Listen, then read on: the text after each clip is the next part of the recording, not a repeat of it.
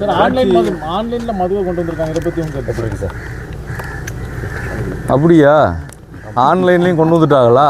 வீட்டிலேருந்து போட்டு போய் வாங்கிடலாம் கடையில், முன்பதிவு பண்ணிக்கலாம். என்ன சரக்கு வேணும் வெரைட்டிஸ். அப்படியா?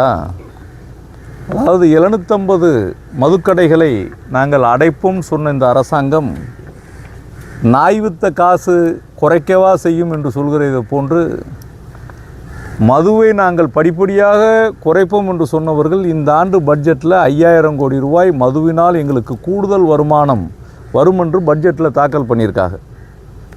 கடை 750 குறைக்கப்படுகிறது, மதுவினால் 5000 கோடி கூடுதலாக வருமானம் வருகிறது என்று சொன்னால் போதையை ஒழிப்பதற்காக தாவேக ஆட்சி வர வேண்டும் என்று சொன்னார்கள். இந்த இளைஞர்களை போதையிலிருந்து நாங்கள் மீட்போம் என்று சொன்னார்கள்.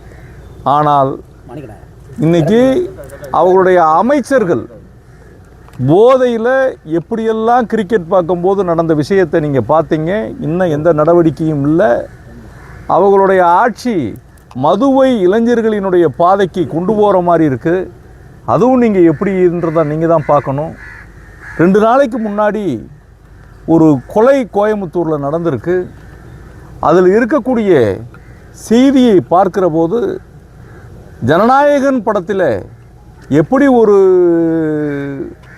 ஒரு இரத்தத்தை நாக்கில் நடவுகிற மாதிரி இருக்கிறதா அந்த செய்தியை சுட்டி காமித்திருக்கிறார்கள் செய்தியாளர்கள். நீங்கள் தான் பேப்பர்லையும் ஊடகத்திலையும் போட்டிருக்கீங்க, அதை பார்த்தேன். நான் உத்தமர் ஓமந்தூர் ராமசாமி ரெட்டியார், மூதறிஞர் ராஜாஜி, பெருந்தலைவர் காமராஜர், பெரியவர் பக்தவச்சலம், தானை தலைவர் கலைஞர், புரட்சித் தலைவர் எம்ஜிஆர், மிகப்பெரிய உழைப்பாளி முத்துவேல் கருணாநிதி ஸ்டாலின் என்று ஒரு பக்குவப்பட்ட அரசியல் தலைவர்கள் ஆண்ட இந்த தமிழ்நாட்டை, இந்த இளைஞர்களை, இந்த இளம் பெண்களை, வளர்கிற சந்ததிகளை, இந்த நாடை காக்க வேண்டிய பொறுப்பு எதிர்க்கட்சியாக இருக்கிற எங்களுக்கு இருக்கிறது. அதனால் எங்கு எதிர்க்கட்சியினுடைய குரல் ஓங்கி ஒலிக்கிறதோ அங்கு அந்த நாடு நல்லபடியாக இருந்ததாக நாங்கள் நினைக்கிறோம்.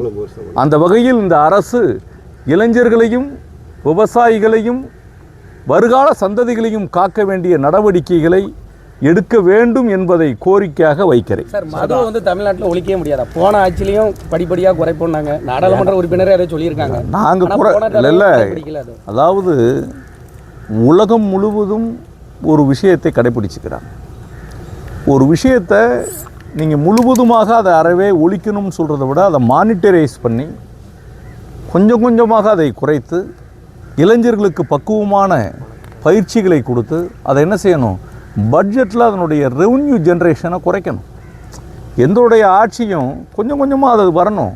மூலதன செலவுகளை இந்த ஆட்சி வருகிற போது என்ன பேசுனாங்க, நாங்கள் இந்த நாட்டில் அக்ரிகல்ச்சர் இன்கம், மைன்ஸ் மூலியமாக இன்கம், இரிகேஷன் மூலியமாக இன்கம், பவர் ஜென்ரேஷன் மூலியமாக இன்கம், வருமானத்தை உருவாக்குவதற்கு எங்களுக்கு என்ன இருக்குது, பல்வேறு வழிகள் இருக்குது. அப்போ இத்தனை வழிகளையும் அடைத்து விட்டு இந்த மதுவை மட்டும் திறந்து விட்டு 5000 கோடி ரூபா கூடுதலாக நாங்கள் வருமானம் ஈட்டுவோம் அப்படின்னு சொல்கிறது எங்களுக்கு மிகப்பெரிய ஒரு வேதனையை தருகிறது.